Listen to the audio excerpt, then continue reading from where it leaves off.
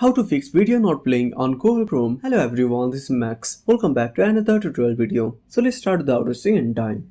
Also make sure to watch this video till the end. So first of all open up settings. Open up your Play Store. Tap on the source icon at the bottom right corner. Now simply tap on the source bar and type Google Chrome. Now once you're done, simply tap on the source icon at the bottom right corner. Now tap on Google Chrome and make sure to update to the latest version. After updating, go back to the home screen. Now open up settings on your device. Scroll down on notification panel and tap on the gear icon. Now scroll down and click on apps. Tap on app management. Now tap on the search bar and type Chrome. Now tap on search.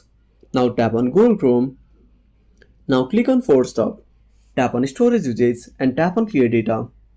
Now click on clear all data. Tap on OK.